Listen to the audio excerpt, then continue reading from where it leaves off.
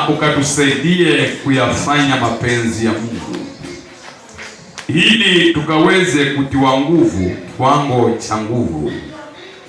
Neno hili Bwana lifanye kuwa wazi maishani mwetu. Bwana, kwa neno hili Bwana kuwe na uhamisho wa kutoka kwa mazingira duni kwenda kwa mazingira yaliyo bora, na jina lako na libarikiwe, kwa maana ndiwe Mungu. Kwa Yesu Kristo Bwana wetu naomba na kuamini, amen. Mpe Yesu sadaka nzuri ya makofi. Bwana sifiwe sana. Nataka nikupatie neno tu taratibu, kwamba utaweza kufahamu vizuri jinsi ya kuyafanya mapenzi ya Mungu. Unapoyafanya mapenzi ya Mungu unatiwa nguvu, na usipoyafanya mapenzi ya Mungu nguvu zinakupungua. Haleluya! Mungu anapenda sisi wote tuyafanye mapenzi yake. Haleluya! Nataka nikuonyeshe vile mtu tiwa nguvu kwa kuyafanya mapenzi ya Mungu. Yesu mwana wa Mungu akiwa hapa duniani alifanya mambo mengi, lakini alikuwa na mwili wa kibinadamu. Huu mwili wa kibinadamu huwa unasikia uchungu, na huwa unasikia maumivu, na huu mwili wa kibinadamu una akili, yani una hii kichwa inabeba akili. Sasa hii akili huwaza vitu hata kinyume na mapenzi ya Mungu. Haleluya! Yesu alifanyika mwili na akaja kwetu na akakaa na sisi na tukaona uwezo wa nguvu zake, lakini pamoja na yote alikuwa na mwili huu wa kusikia uchungu, na alikuwa na akili ya kuwaza kitu chengine mbadala. Na ndiyo sababu alipokuwa msalabani alilia machozi tena mengi, lakini kwa sababu alikuwa yuko kwa process ya kuyafanya mapenzi ya Mungu, akatiwa nguvu, kiwango cha nguvu. Haleluya! Biblia inasema naye Yesu akijua ya kwamba mauti inakaribia, akaenda akaomba ni kuyafanya mapenzi ya Mungu. Lakini alipokuwa msalabani, alipokuwa amegongwa misumari, naye akalia akasema, Eloi, Eloi, Mungu wangu, Mungu wangu, mbona umeniacha? Haleluya!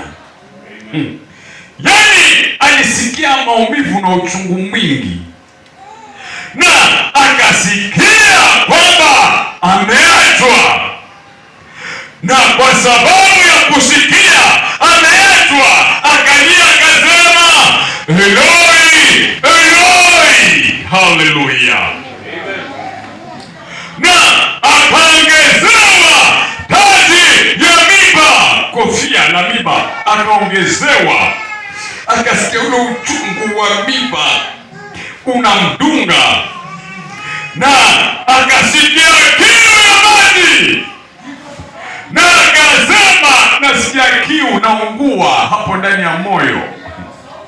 Biblia inasema mtu mmoja akamhurumia, akampelekea sifongo, yani siki la pilipili kali, akampatia anywe ili apunguze kiu, na akaumia moyoni, na akasema, Baba, kikombe hiki naomba kiniondokee, ila si kwa mapenzi yangu, ila kwa mapenzi yako. Haleluya! Mpe Yesu sadaka nzuri ya makofi.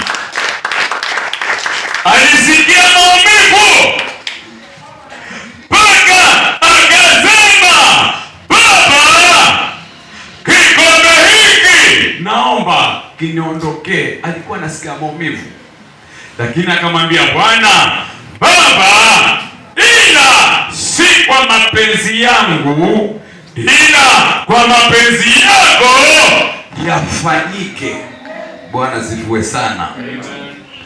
Ndipo ruhusu mapenzi ya Mungu yafanyike ndani ya maisha yake. Neno la Bwana linasema Mungu akamtuma malaika aende akamtie moyo, na malaika wa Bwana akaja akawa pamoja na Yesu akamtia moyo. Haleluya! Na alipotiwa nguvu na malaika akajisikia, oh, I'm very comfortable. Akajisikia hapo yuko sawa, na ule uchungu hakusikia tena. Kwa sababu gani? Hayo ndiyo mapenzi ya Mungu vile alivyo, na kwa sababu ndivyo alivyo mapenzi ya Mungu, ule uchungu ukapungua kidogo, na macho yake yakatiwa nguvu, na macho yakafunguka, yakamwona Mungu ndio huyu yuko hapa. Haleluya! Alipomwona Mungu yuko hapa karibu na yeye, na akasahau kwamba nimedhani nimeachwa, lakini kwa mateso haya na tatizo hili, kumbe bado Bwana yuko hapa. Hata yuko hapa, naye akafungua mdomo akasema, wewe Baba, mikononi mwako nimeiweka roho yangu. Haleluya! Mpe Bwana sadaka nzuri ya makofi. So tunaona imeenda hatua kwa hatua. Haleluya! Amelia akasema, Mungu wangu, Mungu wangu, mbona umeniacha? Na imetoka anasema, nasikia hiyo, na ametiwa nguvu, na macho yamefunguka, yamemuona Bwana yuko hapa. Na anasema, Baba, mikononi mwako roho yangu nimeiweka. Yeye alimuona Baba amekuja maishani mwako ili muone Mungu ni uyafanye mapenzi ya Mungu. Na kuyafanya mapenzi ya Mungu haifurahishi sana. Lazima tuambiane ukweli kwamba mapenzi ya Mungu hayasisimui sana, ni huwezi kushangilia sana, lakini mapenzi yako unafurahia sana. Lakini umeyafanya sana mapenzi yako, unaweza ukaanza kuyafanya mapenzi ya Mungu ili umuone Mungu kwamba yuko karibu na wewe, ni kuyafanya mapenzi ya Mungu. Jifundishe kuyafanya mapenzi ya Mungu katika hali ngumu na katika shida. Wewe tafuta kuyafanya mapenzi ya Mungu. It's not my will, lakini mapenzi ya Mungu yafanyike, kwa mapenzi yako yafanyike. Haleluya!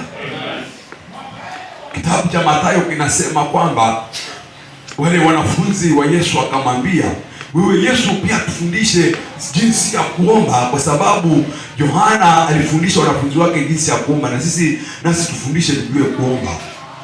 Yesu akamwambia kwamba msalipo salini hivi, semeni, Baba yetu uliye mbinguni, jina lako litukuzwe, na ufalme wako uje, na mapenzi yako yatimizwe hapa duniani kama huko mbinguni. Haleluya!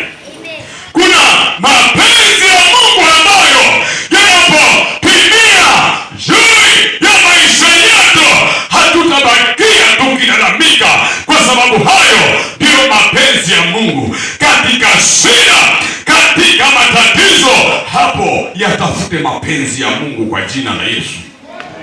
Bwana sifiwe sana. Unaweza kuwa wewe mtu wa kulalamika sana, lakini unatakiwa wakati unapoona kwamba mambo ni mabaya, vitu vimesimama, vitu havijakaa mahali kwake, hapo ndipo mahali unatakana uanze kuyatambua mapenzi ya Mungu na ubakie ukiyafanya mapenzi ya Mungu. Isaya inasema wamngojea Bwana hawatachoka, watapewa nguvu na watakimbia na hawatazimia. Lakini vijana wa kike na wa kiume watazimia kwa kulitafuta neno la Bwana. Na kuambia hivi, ayafanyaye mapenzi ya Mungu hata akimbie hatachoka. Bwana sifiwe sana. Amen. Usijadishwe ni kitu gani, lakini je, ni mapenzi ya Mungu ama si mapenzi ya Mungu? Haleluya. Amen. Maana kama ni mapenzi ya Mungu, kwa hiyo hali unayopitia kama ni mapenzi ya Mungu, Mungu atamtuma malaika na atakutia nguvu na utasikia kuendelea tena, kwa sababu hayo ndiyo mapenzi ya Mungu. Bwana anasema atatiwa nguvu mpya. Ni nani huyo? Ni yule mtu ambaye anamngojea Bwana akiyafanya mapenzi ya Mungu. Bwana sifiwe sana. Atatiwa nguvu mpya huyu na ataruka kama tai, hatachoka. Ni nani huyo? Ni yule mtu ambaye anamngojea Bwana akiyafanya mapenzi ya Mungu. Huyo atatiwa nguvu za kuendelea. Tai tunamjua ni ndege mwenye nguvu na hazeeki na hachoki, na kila anapozeeka hujibambua na akarudi tena fresh na akaanza kupaa tena.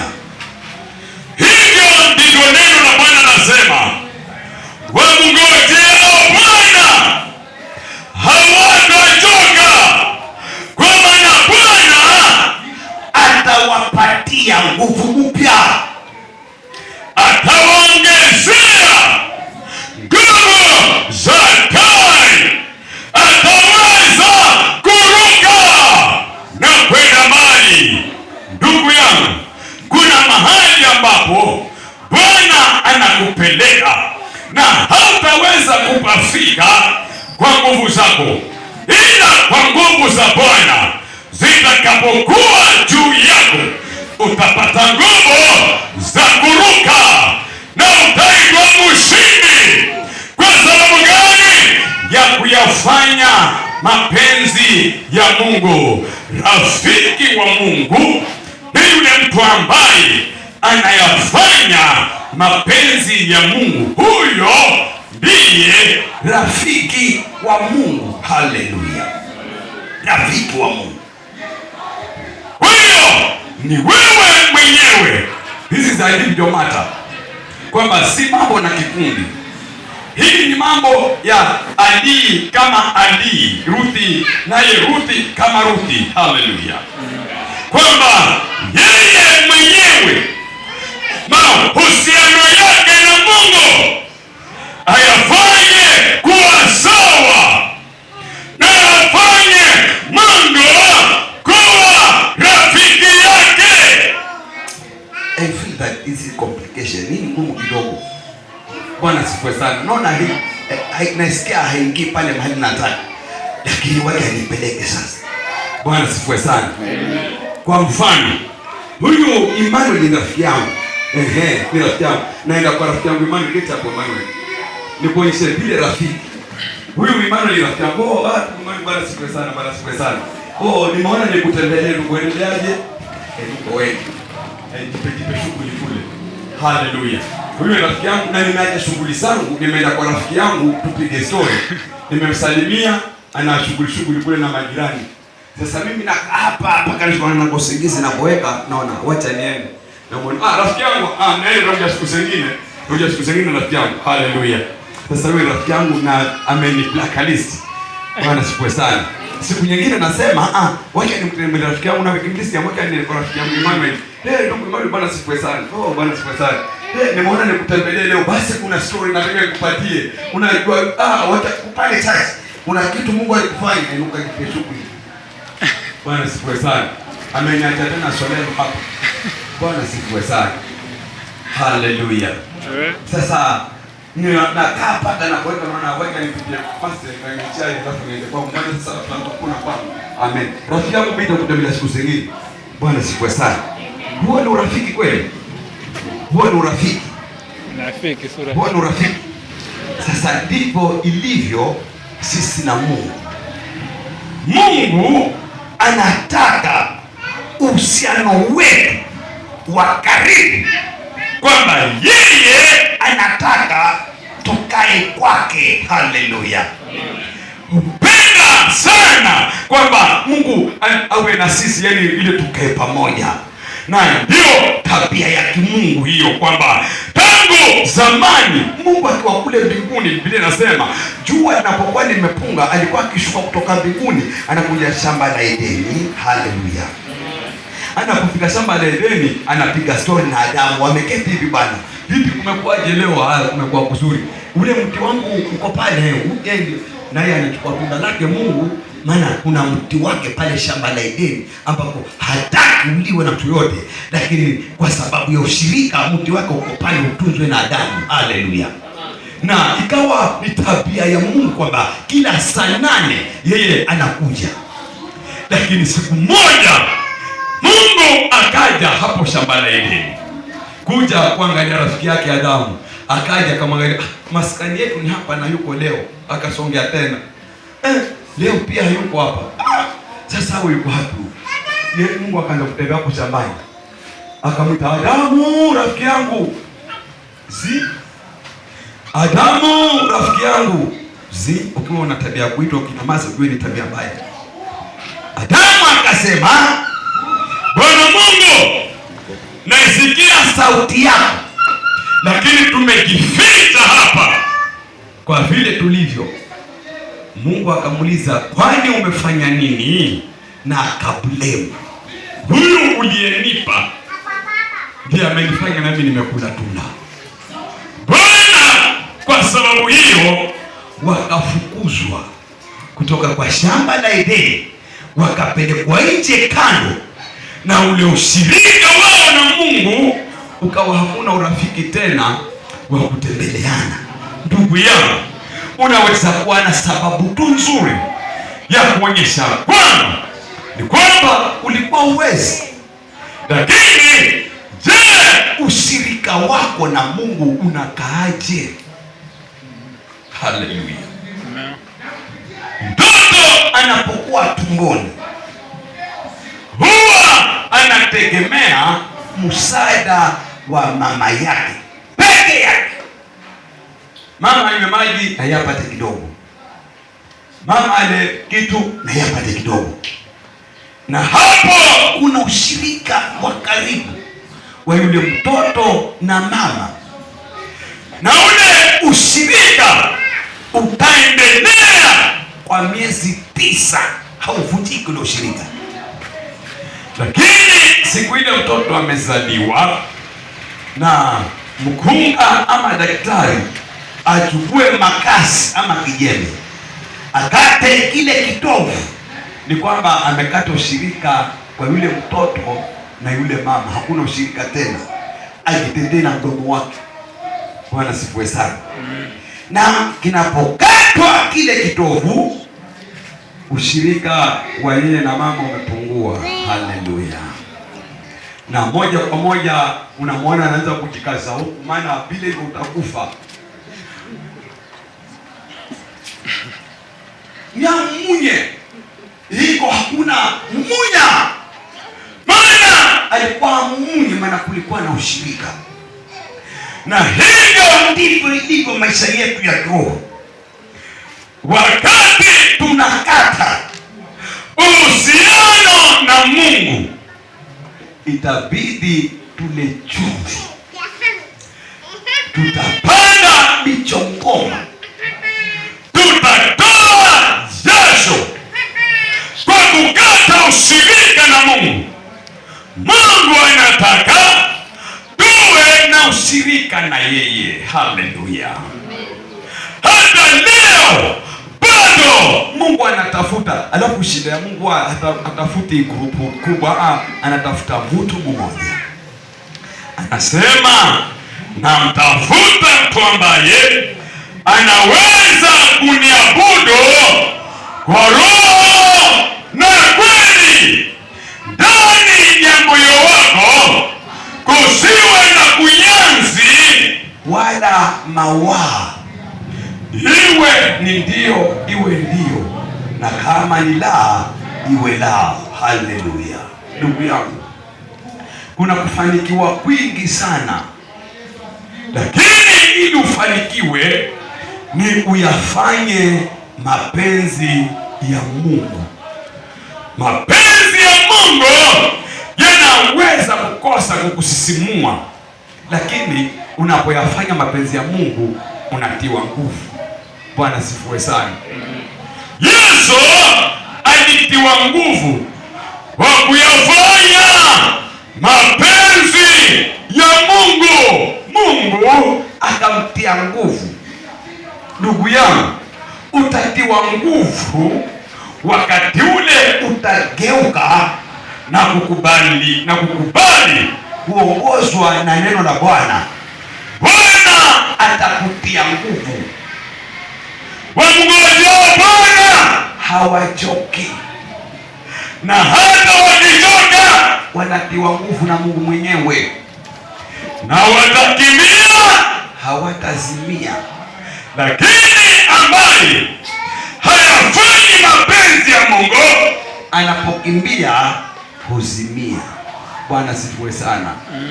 Kuna wakati kulikuwa na njaa kule kwetu, na hakukuwa na chakula wakati ule. Ilikuwa ni muhogo tu usioiva kabisa, lakini ilikuwa ni ligumu. Lakini kulikuwa na shamba moja mahali fulani ilikuwa na miwa. Hata ingawa ilikuwa haina maji mengi, ilikuwa ni kama godoro kule ndani, lakini at least ukimumunya unajisikia at least umeuma kitu hiyo siku.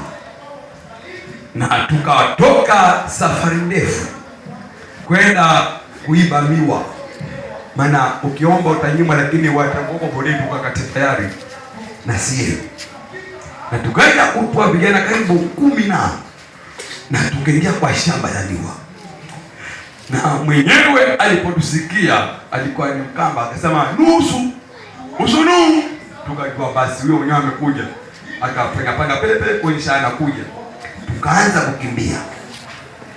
Tulipokuwa tunakimbia, unaenda mara moja unaanguka. Sasa ile kuenuka na kugharimu, unamsikia ndiye huyo, unainuka tena unakimbia. Kwa sababu gani? Mtu yeyote asiyeyafanya mapenzi ya Mungu huanguka na hukosa nguvu. Lakini ukiyafanya mapenzi ya Mungu, Mungu atakutia nguvu ili uweze kumanage na kuendelea. Haleluya! Mungu anataka uendelee, lakini hautaweza kuendelea kwa nguvu zako. Unataka nguvu za Mungu ziwe juu yako, zikusaidie kuendelea. Haleluya!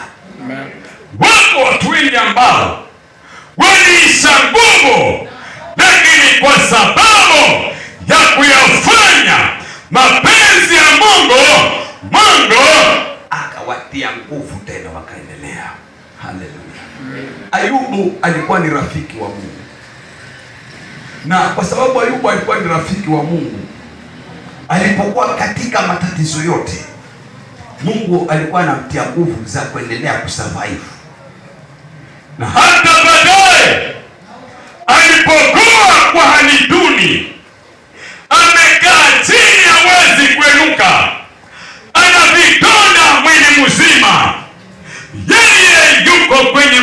mateso, lakini bado analitaja jina la Bwana. Haleluya!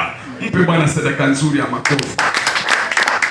Alikuwa amelala chini na anapona, watu wanaenda kanisani, anawapatia hongera. Wenzangu, mnaenda kanisani? Anaambia tuenda kanisani kuabudu Mungu. Anawaambia wale watu ya kwamba mimi ninamjua Mungu anaweza. Nilikuwa navyo na sasa sina tena, sina nguvu za kwenda kanisani, lakini hebu njoo hapa kidogo. Ana nywele kidogo zilikuwa zimebaki, anakata sehemu za nywele kidogo tu, anasema nipelekeni sadaka huko kanisani, sina cha kumpa Mungu, lakini pelekeni Mungu hii. Haleluya! Alikuwa ni rafiki wa Mungu, na kwa sababu hiyo Mungu akaona ile hali anayopitia ni hali mbaya, lakini bado moyo wa Ayubu unayofanya mapenzi ya Mungu. Ayubu alijibizana na marafiki zake sana. Rafiki yake Temani anamwambia Elifazi, si umtukane Mungu. Akamwambia hapana, mimi Mungu nilikuja duniani bila kitu na nitaondoka bila kitu, lakini jina la Bwana na libarikiwe. Ni kuyafanya mapenzi ya Mungu. It's not about blaming. Bwana sikue sana. Amen. Na hata mke wake akamwambia, si utukane Mungu tu ukufe. Kumbe ukitaka kufa mapema utukane Mungu siku ya haraka. Yule Ayubu akamwambia hapana, kwani mazuri yaje kwetu peke yake na mabaya yaende kwa nani? Hebu angalia mtu ambaye ana urafiki na Mungu, anaelewa kwamba haya yanaweza kuwa ni mapenzi ya Mungu, ni shida, lakini inaweza kuwa ni mapenzi ya Mungu. Na akamwambia mke wake, kwani wataka mazuri tu peke yake aje kwetu na ile mabaya yaende kwa nani? Mungu ni mwaminifu. Mimi najua neno moja kwamba mtetezi wangu yuko hai, so kama nitakufa nife, lakini mtetezi hafi. Haleluya! Na Mungu akaona moyo wa Ayubu kwamba unayafanya mapenzi ya Mungu na unakiri uwezo wa Mungu, moyo wa Ayubu. Na Biblia inasema Bwana akamponya Ayubu, na Mungu akamtia Ayubu tena nguvu, na Ayubu akasimama tena na akarejeshewa vyote vilivyopotea. We can sing, tunaweza tukaimba sana na kudansi kimasai, lakini ukweli ni kwamba kama hatuyafanyi mapenzi ya Mungu, hakuna kitu kitakachoregeshwa, vitaizidi kuisha. Lakini ili viregeshwe ni tubaki kwa position ya kuyafanya mapenzi ya Mungu. Let your will to be done but it's not my way. Mapenzi yako yatimizwe, lakini si mapenzi yangu. Bwana, mapenzi yako yatimizwe. Haleluya! Unapokuja asubuhi nasema, Baba, mapenzi yako yatimizwe, ila si mapenzi yangu, lakini mapenzi yako yatimizwe. Haleluya! Sifanyike vile utakavyo wewe, hapana, lakini kama vile Mungu apendavyo na ifanyike. Haleluya! Unakuwa rafiki wa Mungu, mahusiano yako na Mungu na ushirika wako na Mungu unakuwa karibu zaidi. Ndugu yangu, ninajua naishi Mombasa Mkwatani, na unaweza kuwa kuna mapungufu, some weakness unazifanya na some mistake unazifanya, lakini wewe usijaji. Kitu ambacho unaangalia, je, moyo wako ni percentage ngapi ambazo unamwamini Mungu, na ni percentage ngapi ambazo unamjua Mungu kwamba anaweza zaidi ya hii yote.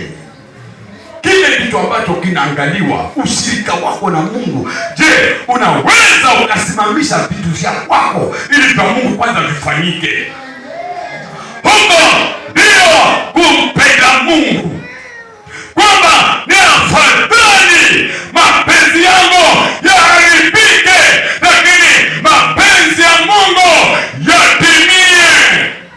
Unajenga urafiki na Mungu. Haleluya!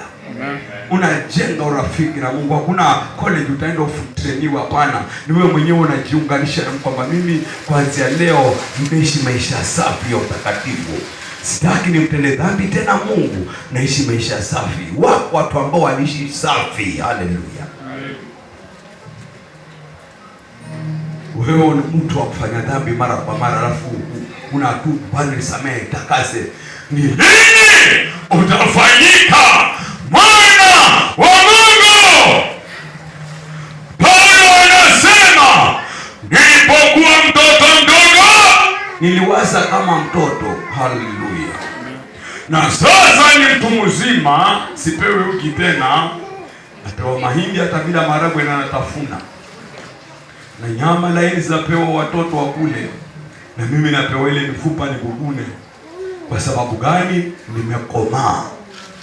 Kukomaa ni kutofautisha baya na zuri, na unapojua kwamba this is a nonsense, unaziacha na unayafanya mapenzi ya Mungu.